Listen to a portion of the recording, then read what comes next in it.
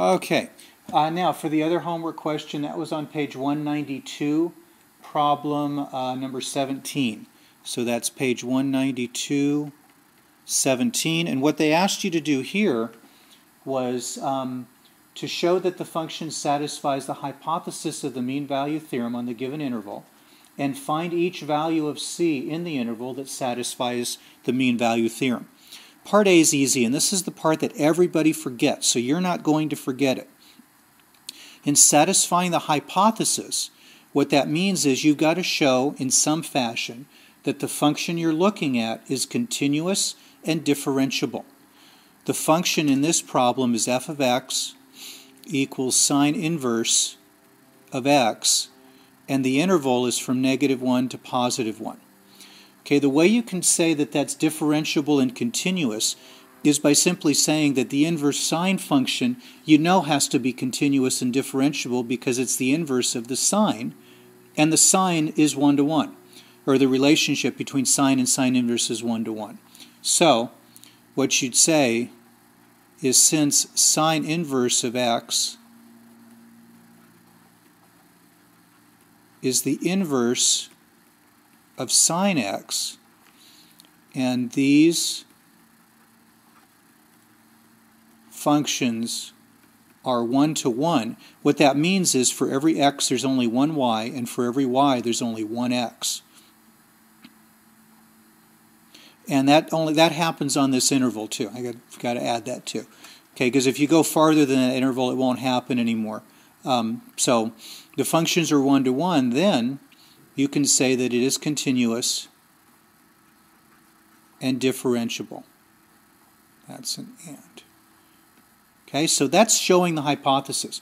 If you've got like a polynomial, that's really easy on a polynomial, because polynomials are always continuous and differentiable. The only time you have a problem with that is when you do the three things that functions don't like. Divide by 0, take the log of a 0 or a negative number, or take the square root of a negative number. Those are the only times you got to watch out for that. We don't have that problem in this case.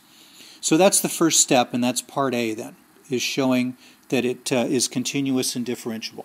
And there's several ways to do that. You could graph it and show it. You could look at the derivative. There's a lot of ways to do this. So any way that makes sense is fine. That's just the way that I would do it. Okay, now the next thing they're looking at in part B is this. Let me write the function again. F of x equals sine inverse of x over the domain -1 to +1. Okay, so in this case A is going to be -1, B is going to be +1. So f of A is sine inverse of -1, which I'm sure you all know, right? Huh? Wink, wink, wink, is equal to 3 pi over 2. Think about it. This says, find me the angle whose sine is -1. That angle is 3 pi over 2.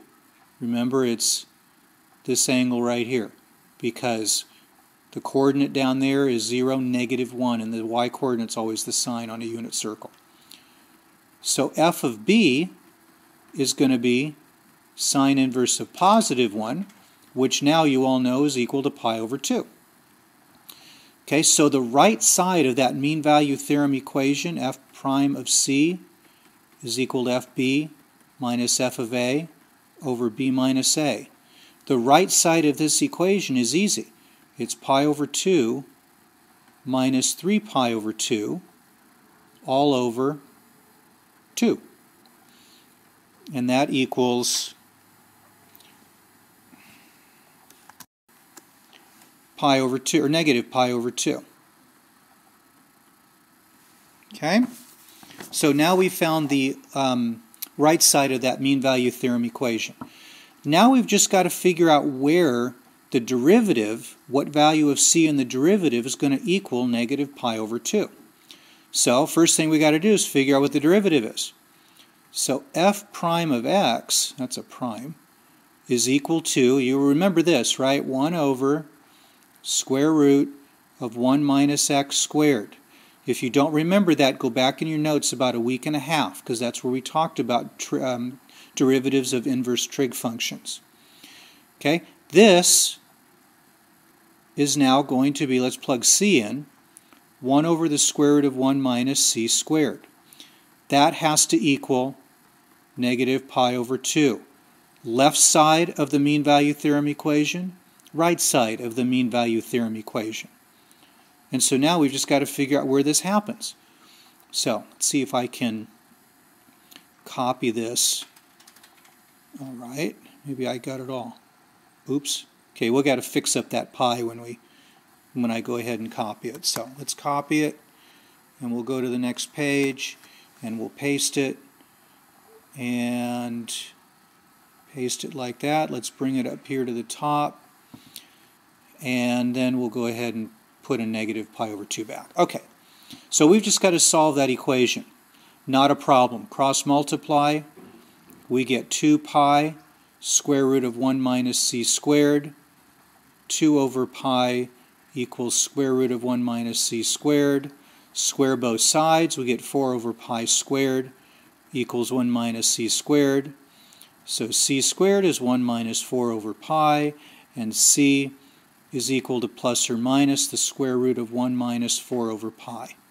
Okay, and if you actually figured that out in the calculator, c is equal to plus or minus 0.7712. Okay, there you go. Those are the two places where the slope of the tangent line equals the slope of the secant line. And you can check that too by just plugging these two values, the plus and the minus, into the derivative and see if you get negative pi over 2. And you will. And that is that question.